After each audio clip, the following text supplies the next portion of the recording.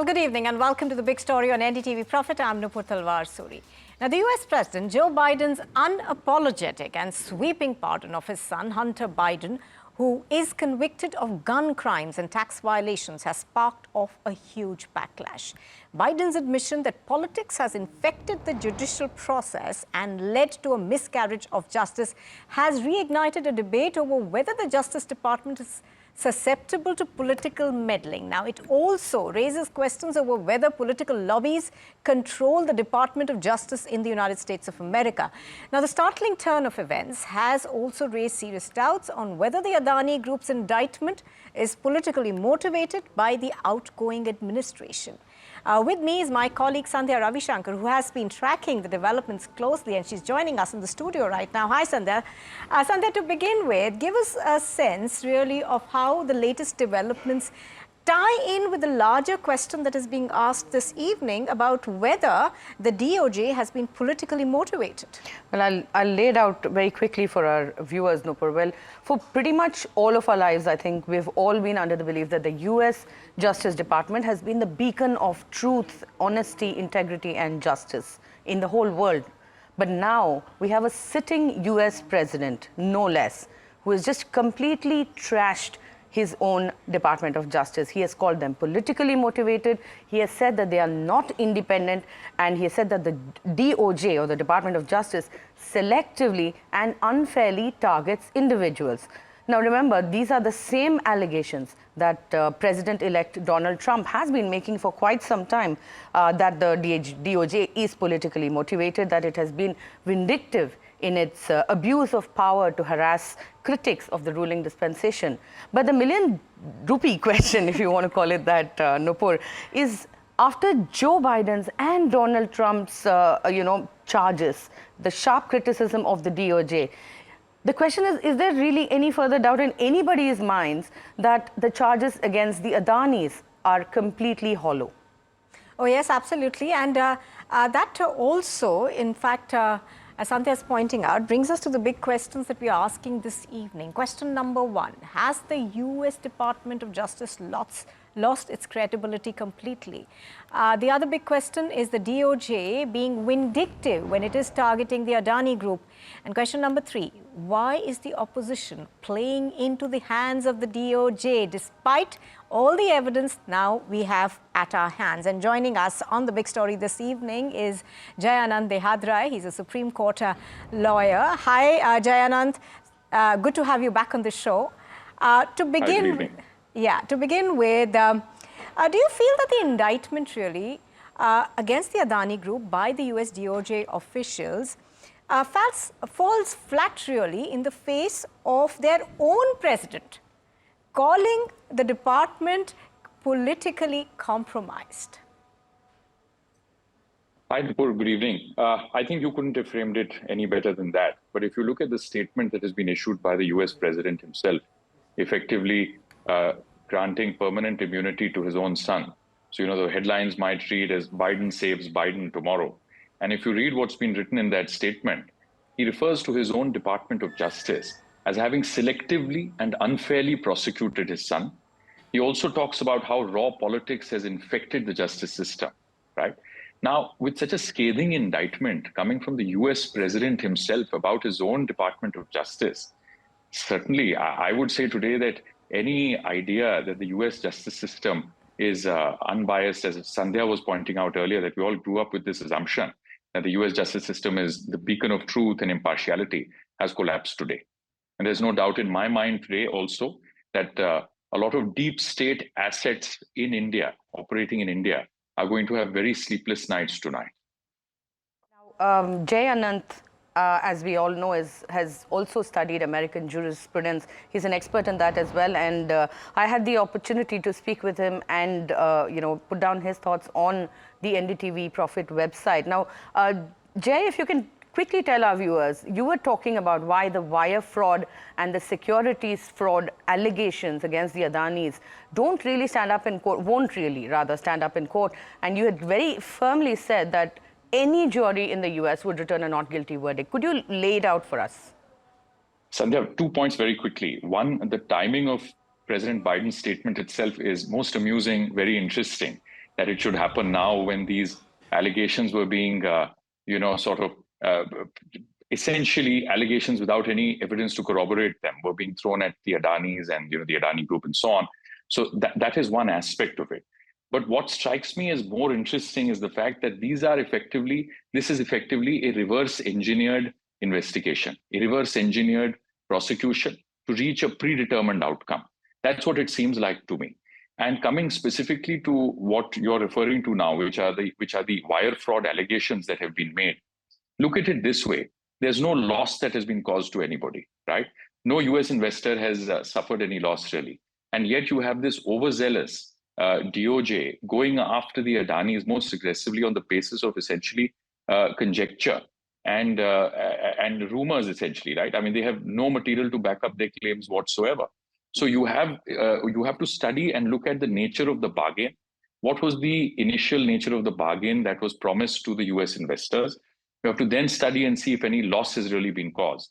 And then when you analyze all of these factors together, you come to this conclusion that wire fraud allegations can only be made if these essentials are really present in a prosecution and an investigation.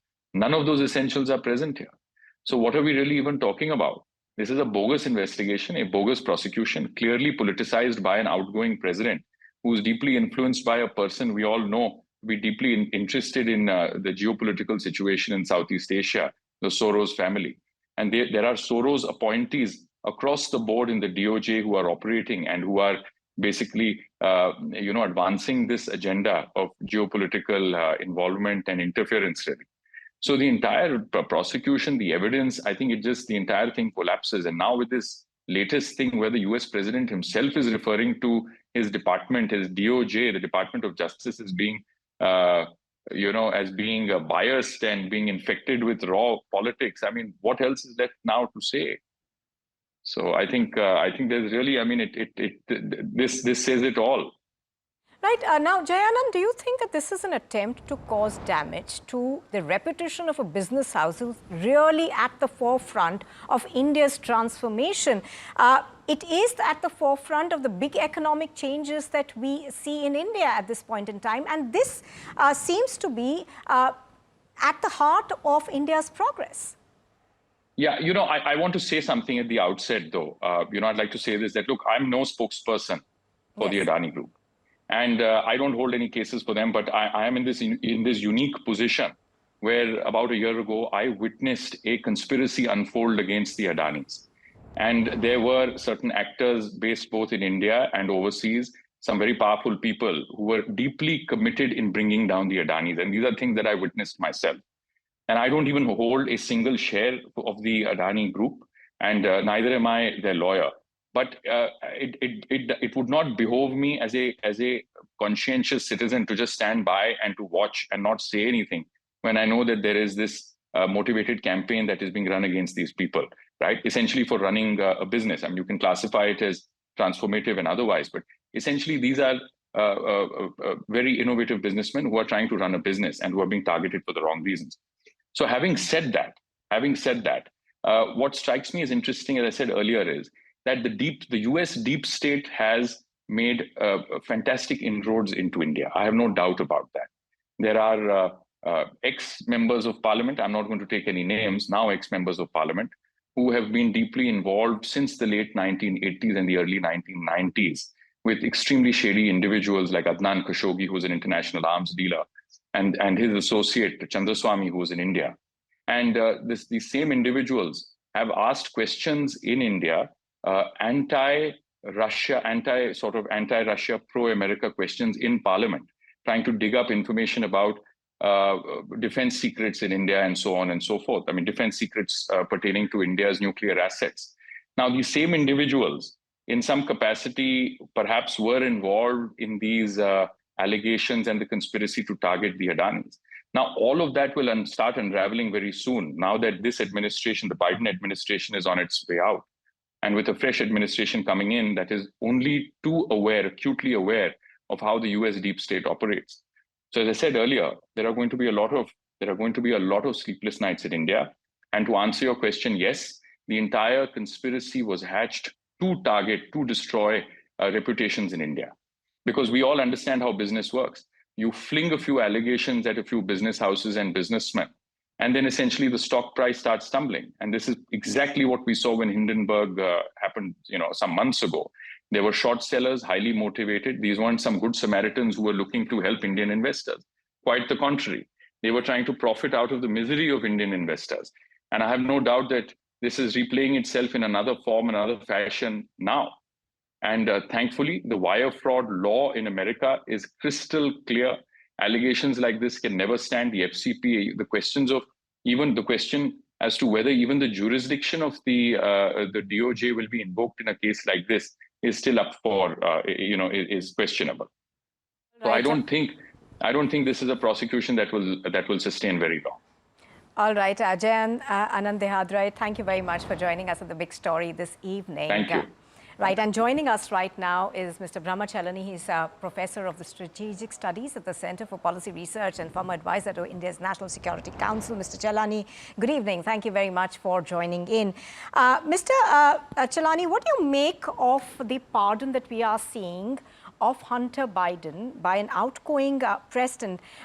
Do you think that this not only raises questions about ethics, but also it goes beyond established clemency practices? There has been a practice in the US of outgoing presidents pardoning their relatives. We saw that with Bill Clinton. In his final days in office, Clinton pardoned his brother. Then Trump pardoned his father, his daughter's father-in-law. But in the case of Biden, what he has done with his son, who faced prison time for serious offenses, is actually Joe Biden has sought to save his own skin. By pardoning Hunter Biden, in effect, Joe Biden has sought to pardon himself, because they have these credible allegations about how the Biden family engaged in corruption. They had these shell companies that were engaged in business dealings with Ukraine and China, and that these business dealings were not just unsavory, that there was an illicit element to these business dealings, and that the Biden family made millions of dollars from such transactions with two countries that are at the center of Biden's foreign policy, the Ukraine war. It's ironical that that these two countries are the center of Biden's foreign policy, given the fact that the Ukraine war has consumed American attention and resources, and that, in contrast to Trump in his first term, Biden has pursued a more conciliatory approach toward China. But there's a larger issue here, which is that when you politicize the justice system, the legal system in the US, this takes its toll on democracy. In a way, Biden, in his statement pardoning his son, where he talks about politicization of the legal system, and he says that this has led to a miscarriage of justice in relation to his son, he's echoing the concerns and the allegations of the Republicans, including Trump. Trump and the Republicans have long said that the justice system in the US has been weaponized, politicized, and that attempts are made to target opponents and critics of the government.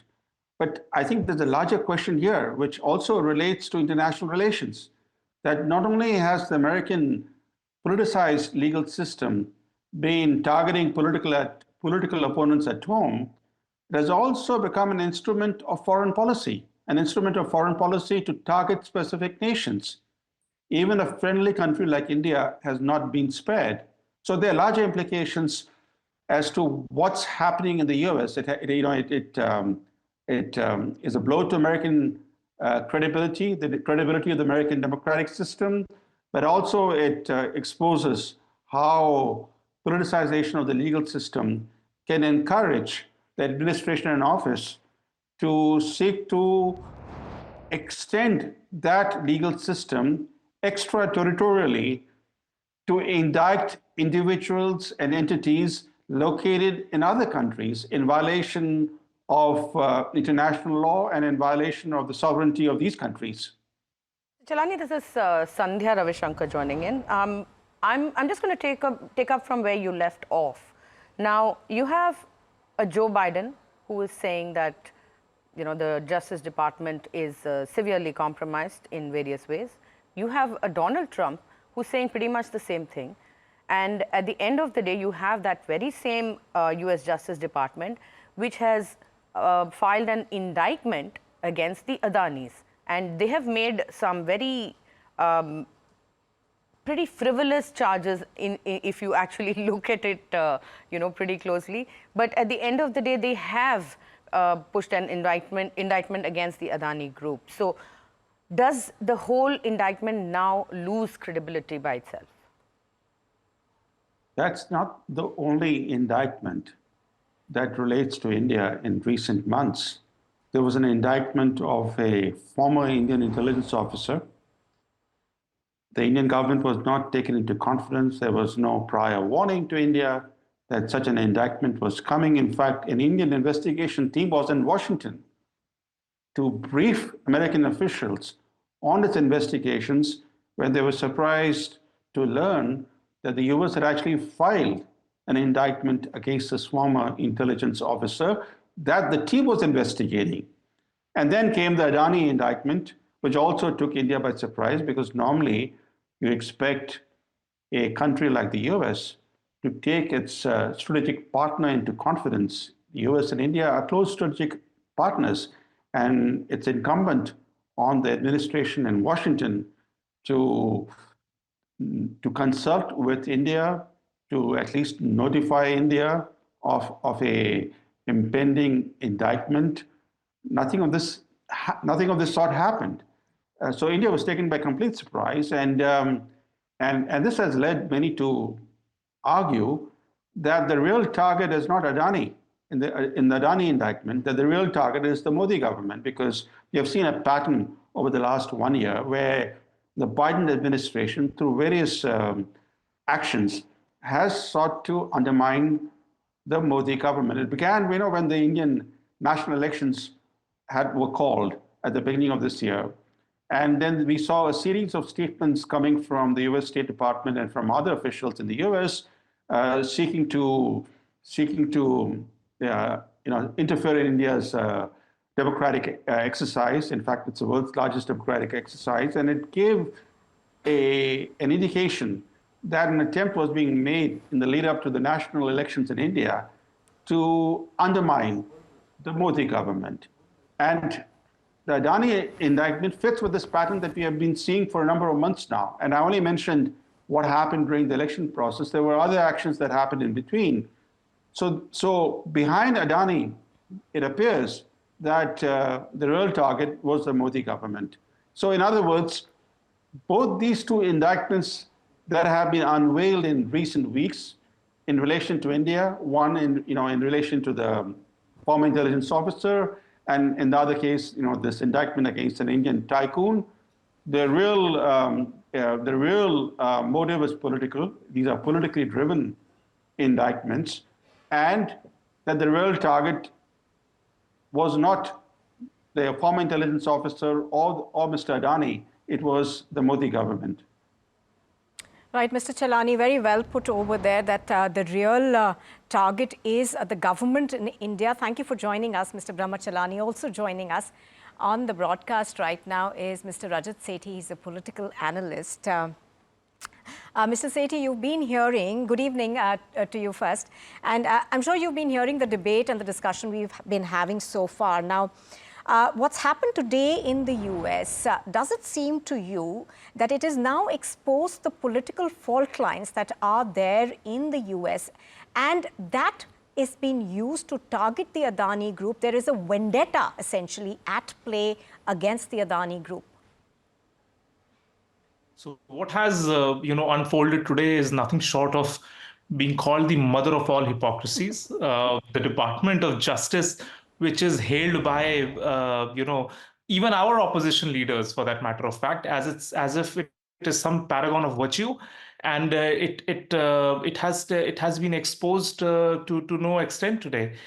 everybody knew that Hunter Biden was going to be prosecuted in some very, very serious crimes which even stretch into pedophilia. That were the accusations. And these are by no means normal accusations. And President Biden did not allow the natural course of justice.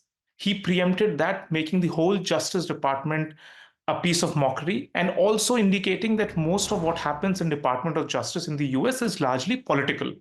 It is political in nature, and therefore, what happened with the Adani indictment is also largely political. For your viewers, let me also point this out that US follows a spoiled system of bureaucracy. It is not a career-driven bureaucrats who rise up due to merit, but it is a spoiled system which is largely appointed through political leaders. So if a political leadership changes, there are a new set of people who come in and head the Department of Justice and other government departments like the SEC and a bunch of other departments. There was some kind of a nagging hurry.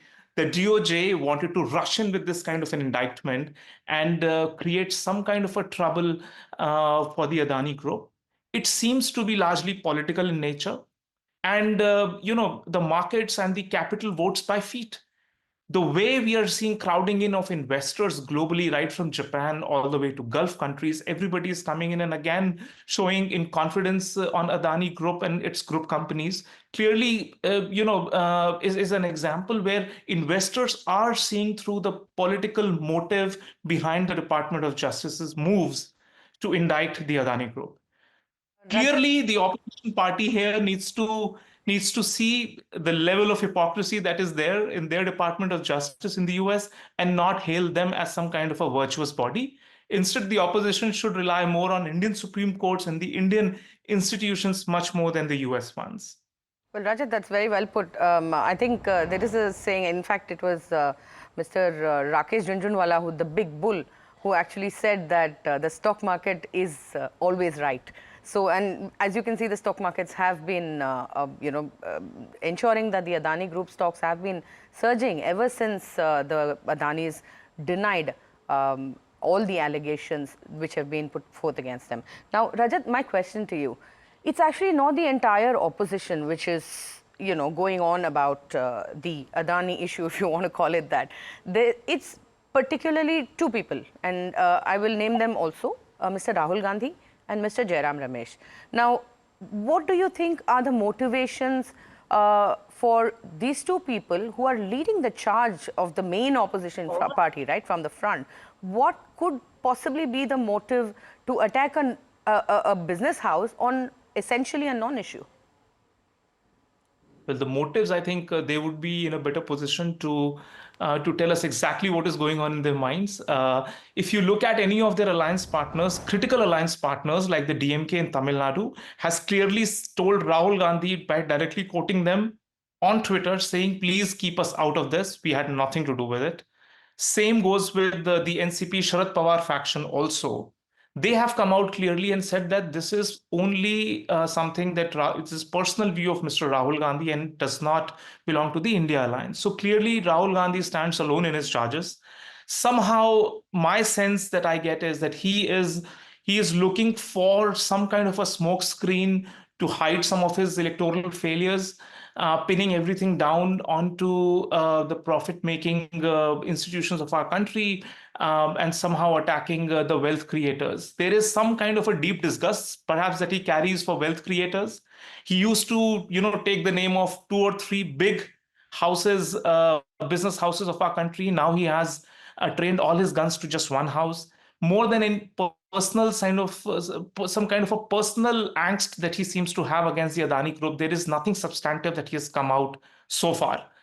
Indian courts are always open. If he has any issue or any particular evidence that his network, global network, can provide him with, he can always approach the Indian court system and put those evidences that he might be privy to before the larger public. Because ultimately what his shenanigans do is it harms small retail investors. Every time he comes out with an accusation without prima facie evidences, it just hurts the stock market in the short term and impacts the retail investors and creates a scare in the markets, and also among the global investors who are looking at India as one of the beacons of hope.